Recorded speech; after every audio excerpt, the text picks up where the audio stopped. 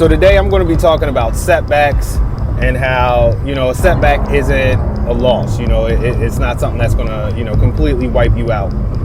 We all have different setbacks that happen to us in life, whether it's in business, whether it's in relationships. And the reason I'm thinking about this is because I actually just had a recent setback myself. So, I'm at a position right now where, I'm trying to grow my company, right? I'm trying to go into growth mode, right? We just came out of what I would call building mode, where, we were actually putting everything together, putting together the infrastructure, putting together the systems and the practices that we could use to just run constantly all the time, you know what I mean?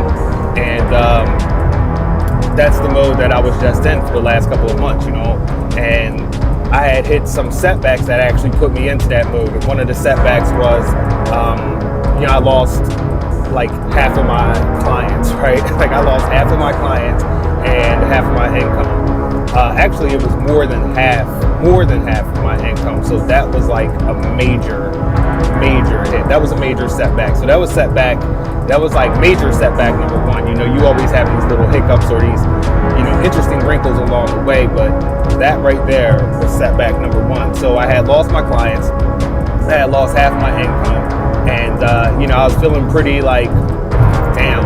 I was like, dang man, like you know what I'm saying? Like and it was like funny because I was at a point where it was starting to build. I was starting to gain momentum, I was starting to pick up, and I could actually, I had like a vision, like I could see, the future starting to get bright, as they say. And and basically that kind of just all kind of came to an end. And unfortunately, that was the situation. So I had a major setback, and from there, it really caused some some stressful, some strenuous times, man. Not only within myself, but within my relationship as well too. And it was tough.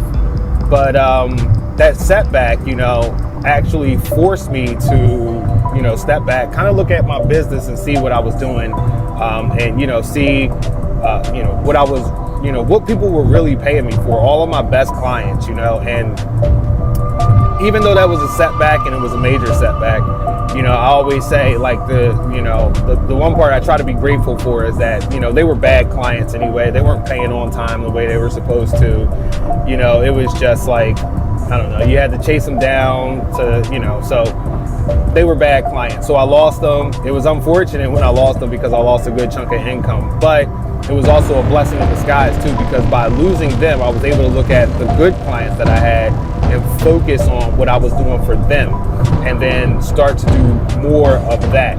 So that setback right there, major setback, number one, at least within my business, that really took a toll not only on my business, but in my personal life as well. So setback number one forced me to really look at my business, right? And it forced me to say, okay, like, what am I doing? How am I doing it? How can I improve upon it? And how can I, expand and bring it to more people? So I was so that put me into build mode, and that build mode allowed me to look at what I was doing, what was taking up most of my time, and really start to systematize and delegate different tasks that,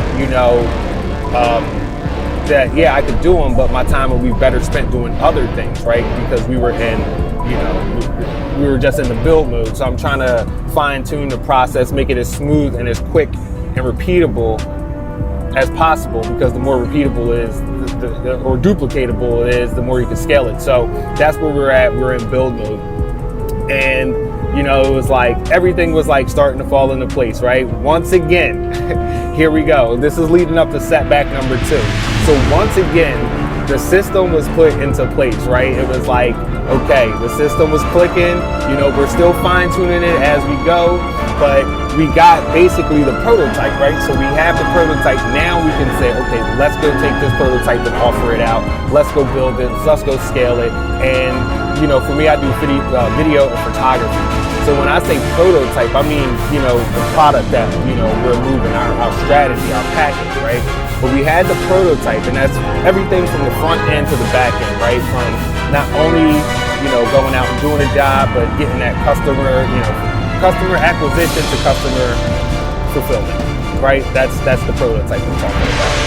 And so we had that. And so, and when I say we, at this point in time, I have brought on an assistant to come and work with me. And she had been working with me, kind of like freelancing with me for like the last maybe, God, now at this point, 5-6 months, right? And she's been like super valuable to me, like beyond measure, right? And I'm actually kind of like building this prototype based off of her, or the type of person who would be similar to her, if forever any reason I had lost her, you know what I mean? And so she was so valuable to me that I said, okay, listen, I want to bring you on, and I want to pay you a monthly, retainer to stay with me.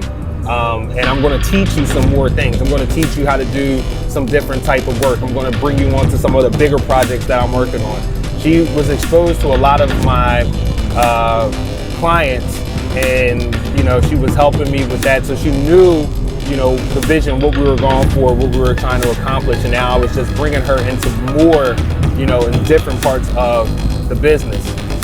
And I guess the caveat is that like she's pretty young. She's like a senior in high school. I used to be a high school teacher, so that's how I was able to find her, through one of my former students, who I know is also does things similar to what I do. But either way, man, so she was very valuable. So I'm like, all right, you know what? I gotta keep this girl. I gotta lock her up. So I offered to put her on a monthly retainer to work with me, right? And the caveat of that is like, I have a small business, man. Like I'm not gonna lie to you, right? I'm not killing it like that right now. So it's not like I could offer a lot, but I could, show her that I care and, work on creating more in the future, all right?